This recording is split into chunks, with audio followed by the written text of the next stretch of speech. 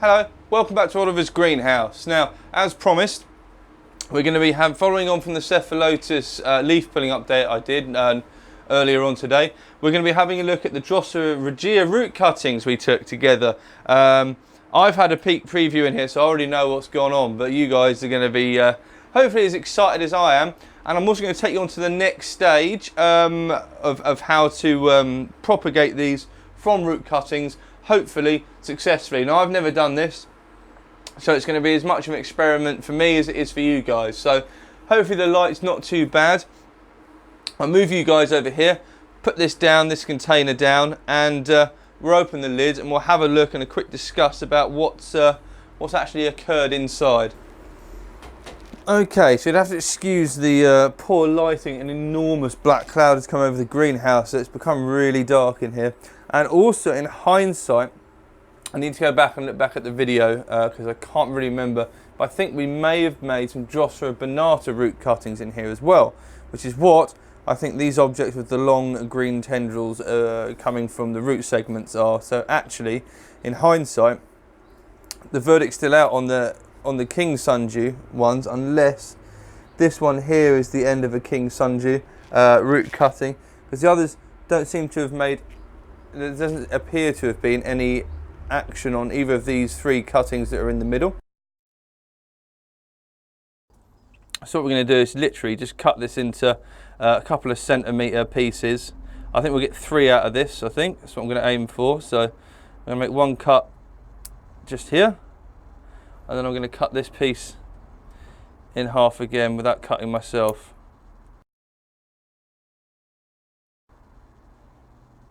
Like that. So we've got 3 little pieces there. And then what we're going to do, we're just going to place them onto the sphagnum moss here. Hopefully you should be able to see this quite easily. This one here, I can't remember if we didn't find that right at the end when I'd almost finished clearing the pot out. Oh, bring out your dead, there goes the church bells again. So the verdict's still out on that, but it just goes to show how easy Drosera binata obviously germinates from root cuttings or propagates from root cuttings. So no fancy methodologies here going to be employed. What I've got here is just some very, very wet mix of peat moss and perlite in these little square containers because they fit on my trays a lot better. We're going to use some of this rooting hormone as well, and a cotton bud, the trusty cotton bud, which I've already brought along with. A pair of tweezers, they're over here as well. Hang on a minute. Right, try to fall over. And a pair of tweezers. So this should be relatively straightforward. All we're really going to do is make a little groove in the top of each one, approximately the same size as the segment of root. Same on this side, like this. Now, if this were Drosera regia root cuttings, or we were using those, although the verdict is still out, I'm not entirely sure if this one I'm holding in the tweezers, it looks a lot different to the others. It's a different colour, it's a lot stubbier, so I'm not sure. The verdict's still out. But what we're going to be doing is we're going to be taking the rooting hormone,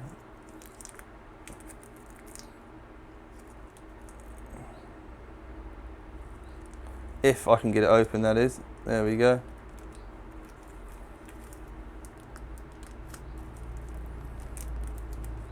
Just like this.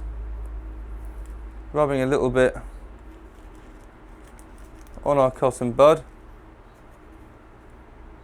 Checking the excess off. There we go. And I'm just going to use my fingers because it's easier to do this way than it is using the tweezers. And all I'm going to do is just going to paint some of that rooting hormone on close to the base of the plant. Oh, the light's back again. Onto here, just to encourage, and a little bit on the ends, just to encourage the formation of roots. Then we're going to be popping him in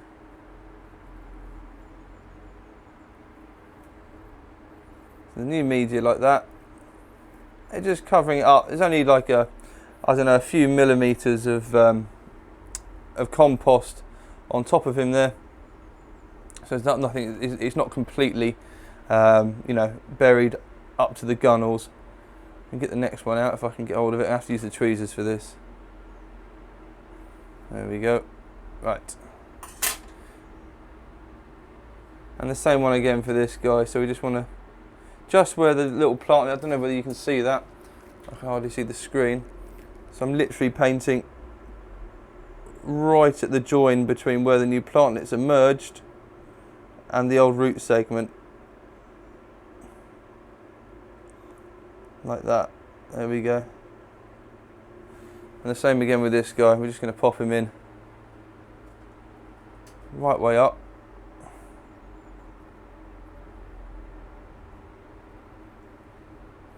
And we're just going to cover him up.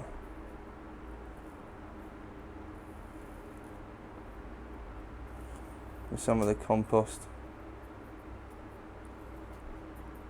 There we go. That's those two done.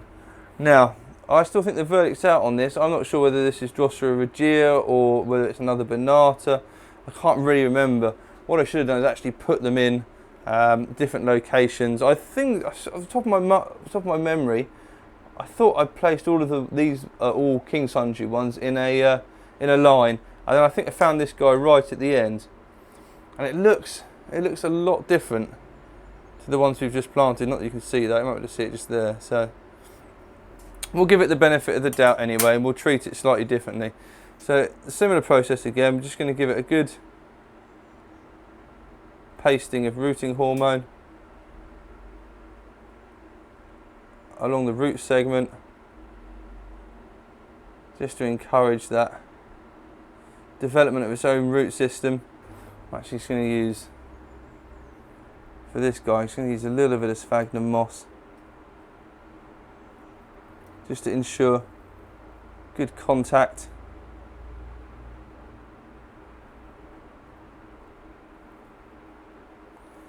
Is maintained at all times.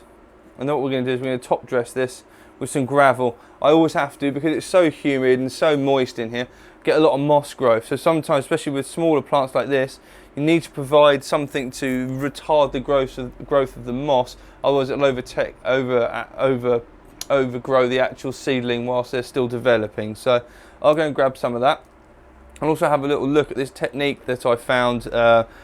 Someone's done some quite detailed profile or written a specification for how he does his Drosera regia root cuttings, which I think would be really useful if any of you guys are going to try and do this. So these are the ones that are still in here. These are the ones that I'm sure are King Sunju. I can't see any signs of action with them at all at the moment.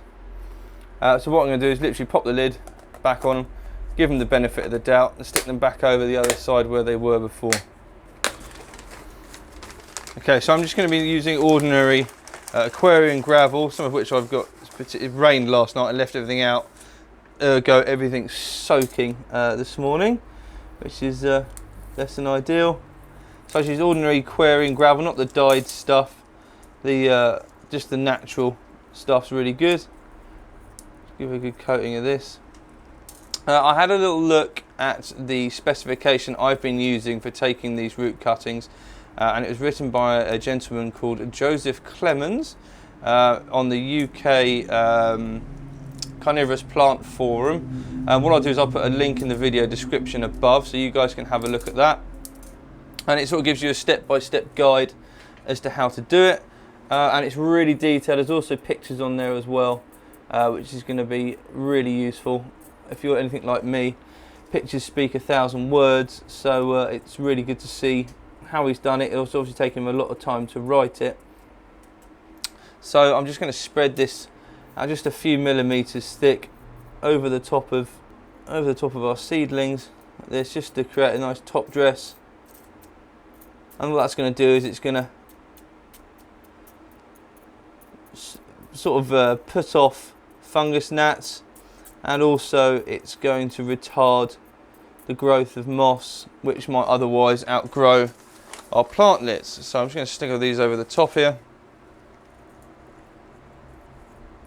Now if I was convinced this was Drosera regia in here, I'd be probably adding 1 to 2 slow release Osmocote pellets onto the into the media as well, because Drosera regia is quite keen to be fertilized. And I also, if you watch any of my other videos, put slow release fertilizer pellets in the soil mix which I grow my parent plant, which is over the other side of the greenhouse at the moment, which is doing very, very well. It's got a really nice colour as well with the higher lights. It's been spending a fair bit of time outside the greenhouse as well. When it's really good weather, I like to stick it outside. It sits up on top of this shed actually, and it always amazes me how many insects it catches in such a short period of time. I mean, I left it out there for like literally 10 minutes the other day, and by the time I got back to it, it was almost black with flies. So they are prolific feeders in the wild, which is why I think a lot of people struggle with this species, because they just, for the pure fact it's just not fed enough basically. So we can supplement that, like some Sarracenia species, with fertilisation to the media, and they really appreciate it and really grow well. So that's those pretty much done. Pop the last handful of gravel back in there. Okay, so these are going to go over here with the other Drosera seedlings, which are over the other side of the greenhouse, going in a tray over here. Pick you guys up. You guys over here. There's my other Drosera binata divisions I did this year. I'm just going to pop these alongside like this.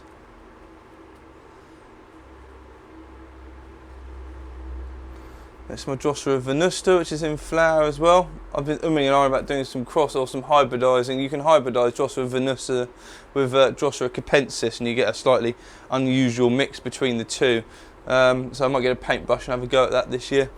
Lots of Drosera baumannii. There are going to be lots of fresh Drosera baumannii seeds on my eBay coming up pretty soon.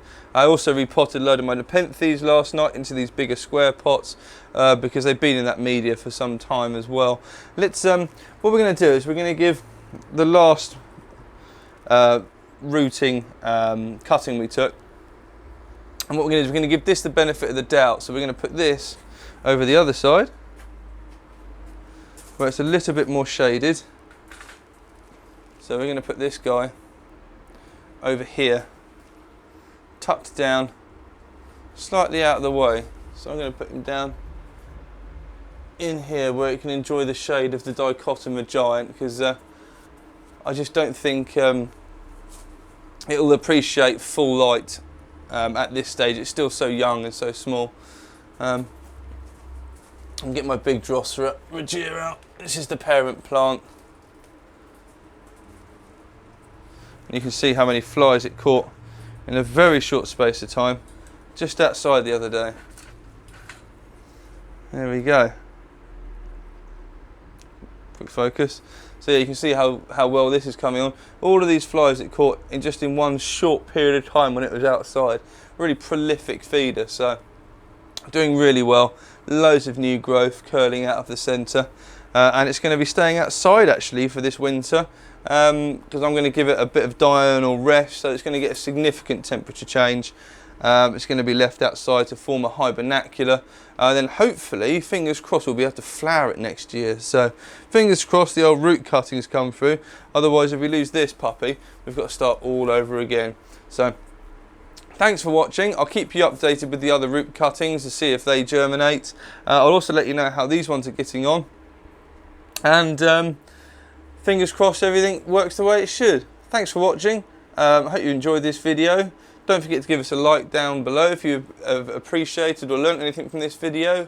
Don't be afraid to leave a comment. I always enjoy having a chat with you guys. And I'll see you next time. Thanks for watching.